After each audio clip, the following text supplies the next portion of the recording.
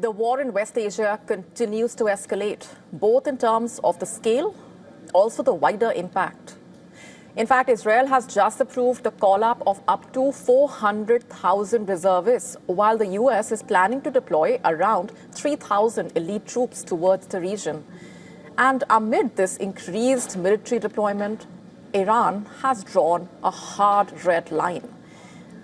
According to Iranian state TV, Tehran has reviewed Donald Trump's peace proposal and deems it excessive. Iran has, in fact, outlined 5 key conditions under which Tehran would consider ending the war. The first condition, calling for an immediate halt as far as all attacks and targeted assassinations are concerned. Tehran is also demanding guaranteed and clearly defined compensation for war damages and reparations. That's not all. It insists on a comprehensive end to the conflict across all fronts, along with international recognition and firm guarantees of its sovereign rights over the Strait of Hormuz. Iran has further made it clear that it will not allow the United States or Trump to dictate the timing of the war's conclusion, maintaining that the conflict will end only on its own terms. So that's a red line, and only when its conditions are fully met. That's not all. In a significant message to Washington, Iran is not just denying talks. Rather, Iran's military saying the United States is trying to rebrand failure as diplomacy, and warning that the era of empty promises is over. Listen to this.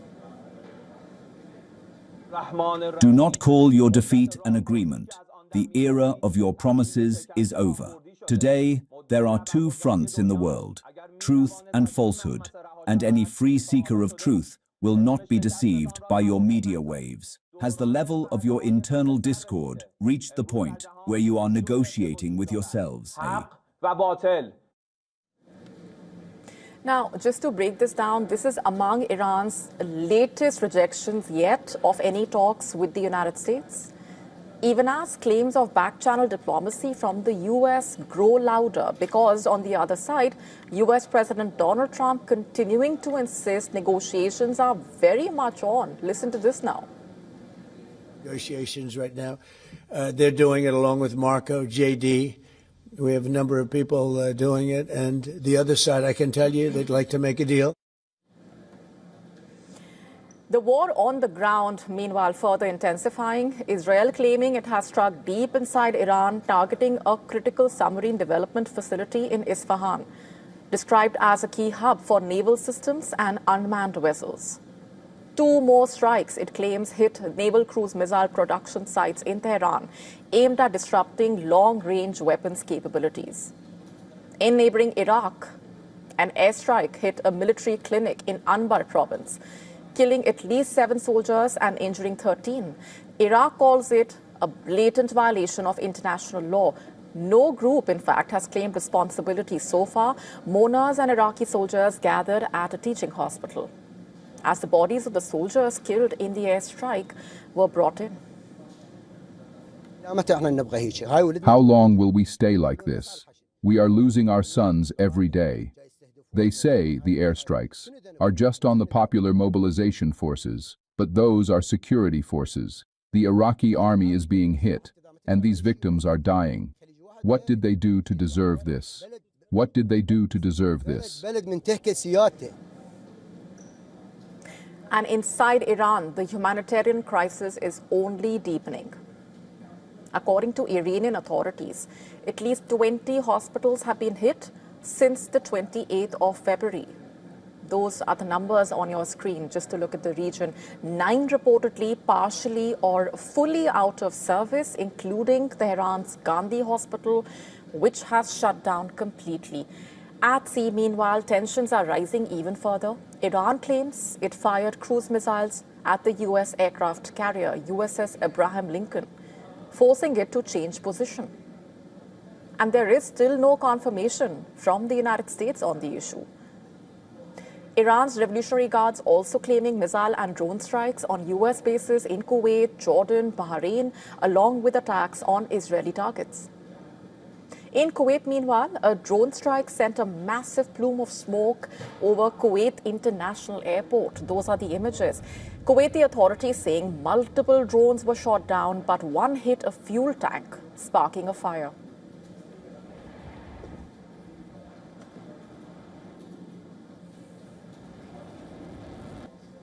And according to a British think tank, the first 2 weeks of the war have come at a staggering cost.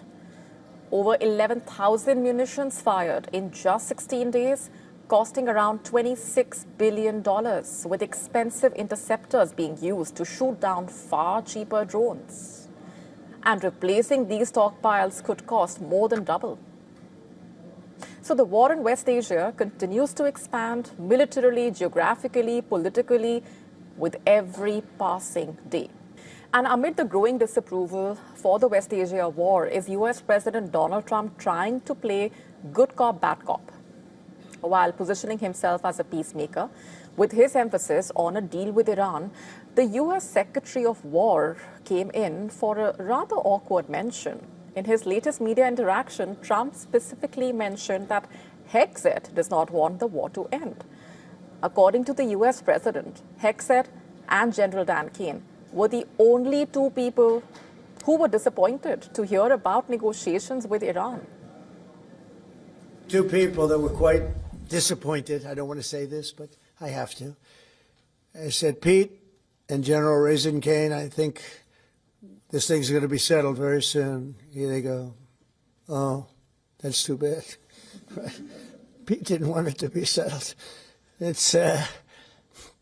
It's these guys are doing a great job. That's a good attitude, though, Tom, right? They were not interested in settlement. They were interested in just winning this thing. Now, here's the thing. On his part, Hegseth made his department's goal amply clear. He claimed that no modern military in history has been so rapidly obliterated with overwhelming firepower. And his take on the talks with Iran was rather blunt. In fact, the US Secretary of War said, I'm quoting, "We negotiate with bombs." With bombs. You have a choice as we loiter over the top of Tehran, as the president talked about your future. The president has made it clear that you will not have a nuclear weapon. The War Department agrees. Our job is to ensure that. And so we're keeping our hand on that throttle as long as hard as is necessary to ensure the interests of the United States of America are achieved on that battlefield. This is not Iraq and Afghanistan.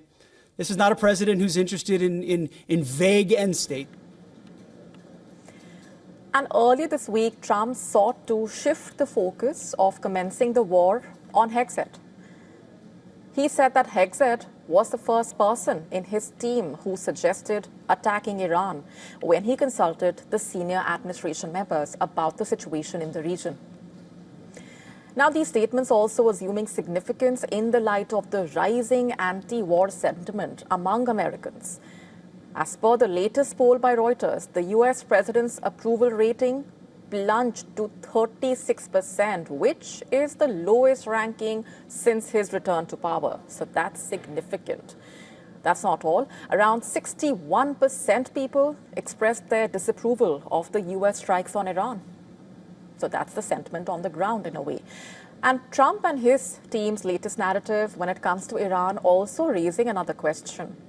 Is this an attempt to extricate the US president from a conflict which has spiraled out of control in a way? With Tehran's unrelenting stance on the negotiations, the future course of action by the US will be closely observed. And zooming out, the ripple effects of the West Asia war widening, now being experienced and felt far beyond. What began as an energy shock is rapidly turning into something far bigger. For communities around the world, this war is no longer just about oil and gas. It's fast becoming a war that hits the most basic need of all, that's food. The reason is in that critical global choke point, the Strait of Hormuz. This narrow waterway is not just a lifeline for energy supplies, but also a key route for fertilizer ingredients like urea, sulfur, which are, of course, essential for modern agriculture. And with the disruptions in the region, nearly 1/3 to half of global fertilizer trade has been affected. 50% of global urea supply is also affected because major suppliers like Qatar, Saudi Arabia, the UAE have been stranded, leading to a price volatility because of the disruption of the global supply chains. So that's the impact. And it's also more severe across structurally vulnerable economies. Countries across Africa and Asia depend heavily on imported fertilizers and fuel. While households spend a large share of income on food, as costs rise, food prices are climbing sharply. In some regions, essential items have become 20 to over 100% more expensive. But then this is not just the developing nations scenario that is facing the impact. The shockwaves are now reaching the United States as well, of course.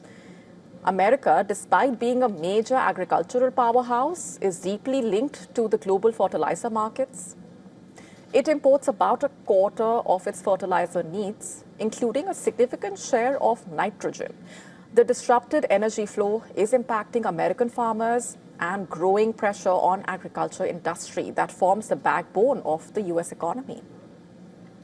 The food and agriculture sector in the US is valued at over $10 trillion, accounting for about 20% of the economy and supporting more than 48 million jobs.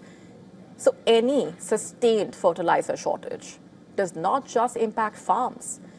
It ripples through supply chains, retail, transport, even tourism. And then there is India. India's exposure to this crisis is twofold, both as a consumer and as an exporter. On one hand, higher global fertilizer prices can push up the input costs for Indian farmers. On the other hand, India's agricultural exports are deeply tied to West Asian markets.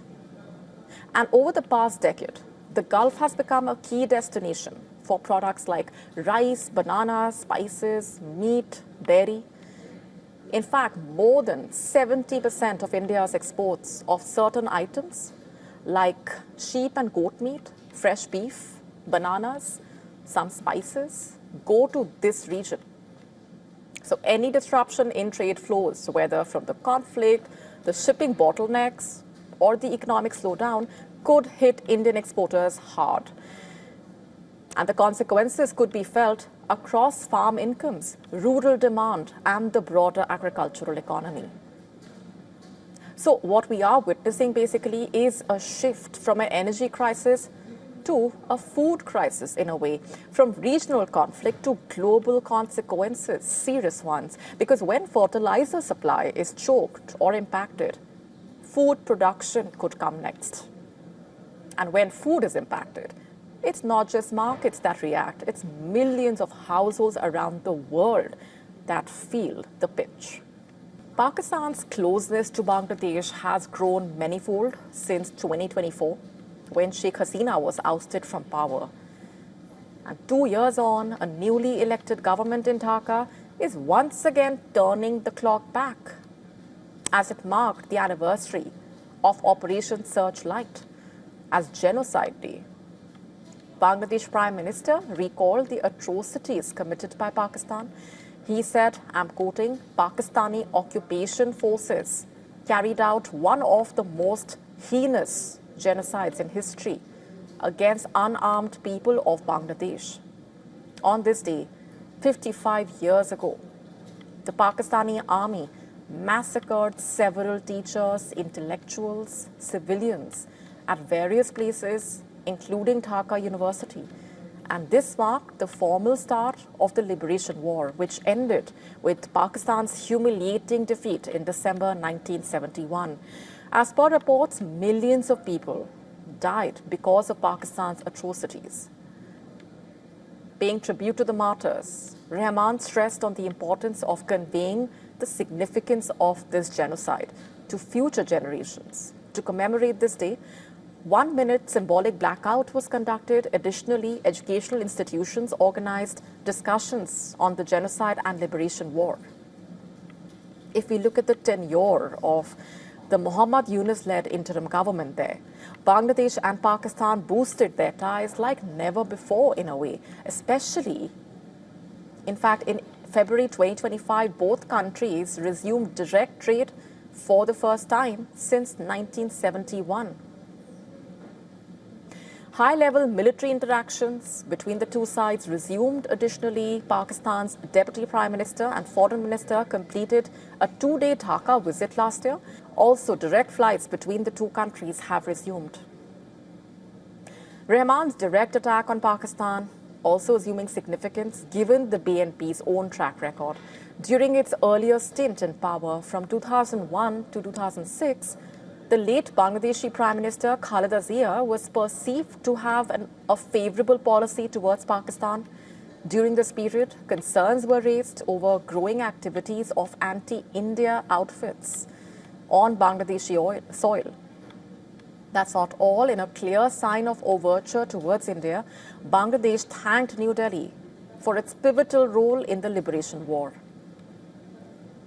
Citizen of Bangladesh and someone who believes in 1971 and our freedom, of course, the help that India extended towards us, we will appreciate it always. In fact, the BNP Supremo's remarks are also a sign of Bangladesh's changing political landscape. In the recently concluded general election, remember, the right-wing Jamaat-e-Islami made major inroads by winning its highest ever tally of 68 seats. On the campaign trail, BNP was at loggerheads with Jamaat for its nefarious role in 1971. This was seen as BNP's attempt to try and occupy the centrist space traditionally occupied by the banned Awami League. And only time will tell whether Rahman's anti-Pakistan stance will actually translate into a more substantial pro-India pivot. To stay up to speed with the latest news, download the WION app and subscribe to our YouTube channel.